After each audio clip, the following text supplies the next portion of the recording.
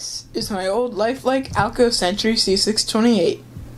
Let's take a look and see if it's still worth purchasing today. Hi, I'm HL Hobbyist and I am a model railroader. Let's get started.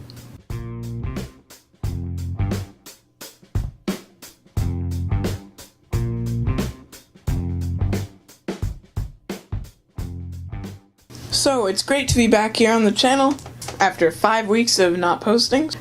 Today I am showing you the lifelike Alco Century C-628, as I said before, but a few things I want to mention prior to getting into the retro review. I'm using a new microphone, and I am using a new set, temporary. Hopefully my next place I'll be filming will be on my layout, but in the meantime I'm using this table with a white sheet instead of the sofa with the white sheet. So yeah, the new microphone might be picking up different background noises, my voice sounds different, I don't know, but that's that. And then it's a windy day, so that will probably add to the background noises. It is a nice day though. Okay, so I am also going to be experimenting with some of the format in my reviews, so I think when I do an unboxing, I will say prototype information as a voiceover.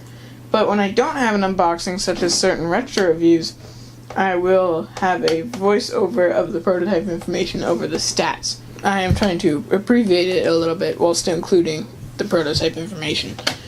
So, stats will be going on the screen now, but I'm going to be telling you some prototype information. So, in the 1960s, American Locomotive Company was suffering behind GE and EMD.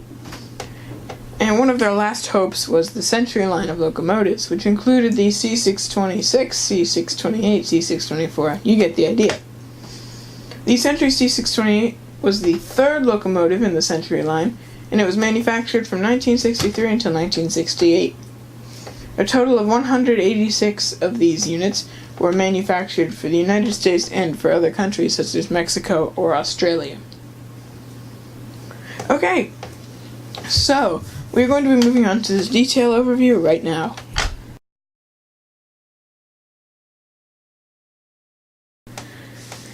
For detail overviews, I'm going to be using a screwdriver now as a pointer, so hopefully that will change. It will make it easier to see what I'm pointing out. And I'm going to be trying to point out more details, so I'm going to be pointing out individual details as opposed to just overviewing in general, saying my opinion on the detailing. So I'm trying to shift in what I do in my reviews. That's why I'm doing all these retro reviews in part, is so I can refine my review style. Starting at the front, we do have a knuckle coupler here. This is the KD. I have no idea what KD, I just know the old ones are too low, so this is an underset coupler. These handrails are on the front. I'll show you the front and other side later. These handrails that go along the side are extremely thick and durable, and I cannot bend it with my hand. There's a snap in the middle, but it was used. It's probably been like that, or I did that, but worth noting, there don't appear to be any air. There's no air horn on top. This little stub, and lots of detail is molded into the shell. Printing is not the most crisp, especially with the L and the V. I'll zoom in for you. As you can see on the LV, the printing's not the most crisp, but from a distance it looks just fine. In the L's, there is faded paint at the top rather than solid black. I'm not sure what that is about. And more molded on detail in the rear, in the way of vents and such. Lots of doors molded on, but in the way of separately applied, I don't see anything.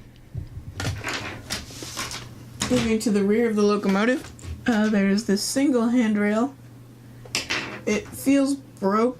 Well, it's hard to tell if it's broken or not. It does not look very good that way, so I assume it's broken.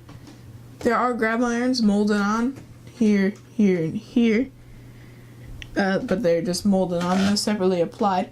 The corners are chiseled accurately, and the number boards are just lights. They're no numbers. The other side is almost a perfect mirror of the first side we looked at. with almost identical. Actually, it is a perfect mirror, so we're not going to be talking about that anymore. There's a fuel tank down here, and the trucks are slightly detailed. They definitely don't compare to like a Proto 2000 set of trucks, but they are somewhat detailed. And then looking at the rear, the undercarriage here, there is no detail whatsoever. And there's a sticker that says Alco Century C-628 Snowbird from the original seller on eBay. So, sorry about the creaking of the chair, by the way. Okay, so that is all there is for the detail overview. We'll move on to the performance and operation soon.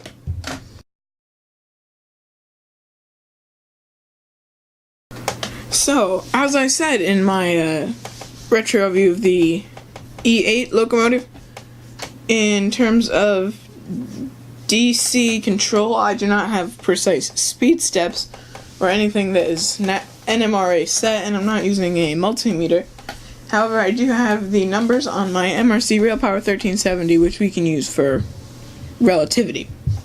Right now we are at 0, 5, 10, 15, 20, 25. It's making noise at between 20 and 25. We're at 25.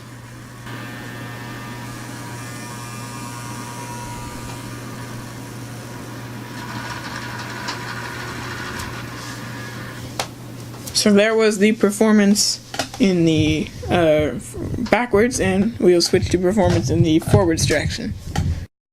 Moving on to the forward performance, switching the direction. Is that the way it was before? Yes. Okay, so we are currently at 15, 20. It begins making the noise again.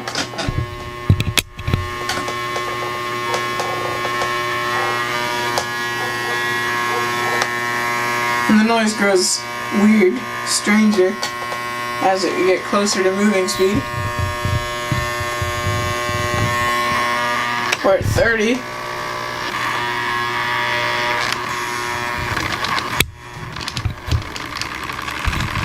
And now we're moving. But there was very little acceleration. But there is decent slow speed.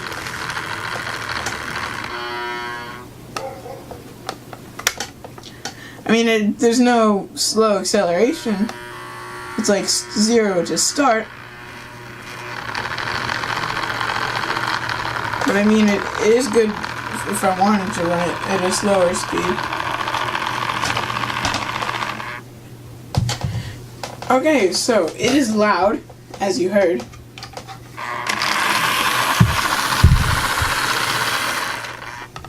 And there was no slow speed control.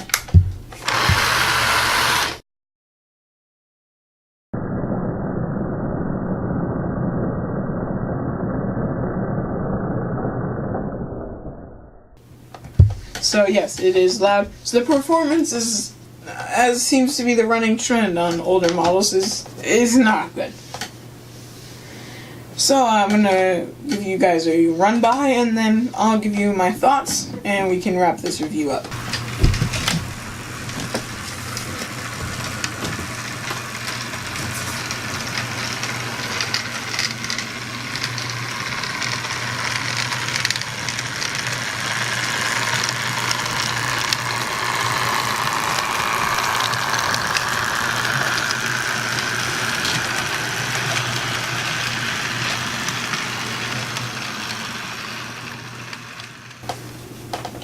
So, my thoughts on this locomotive.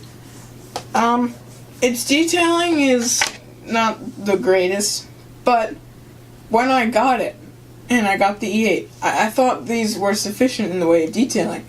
I have been spoiled since I have been shopping for high-end locomotives, like the SDP-40F by Athearn, or even my Bachmann Alco 260, which have set a higher standard for my details. So what once seemed sufficient in performance and detail all of a sudden does not. I've been spoiled with DCC sound, well-detailed locomotives.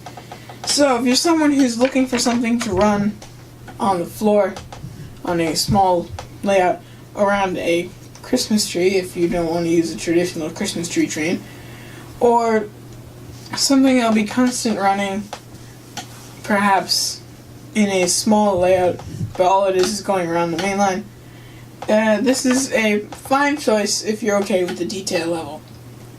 However, if you want something that will have accurate slow speed control, has good detailing, or it has a smooth running, quiet motor, this is not a good choice for you.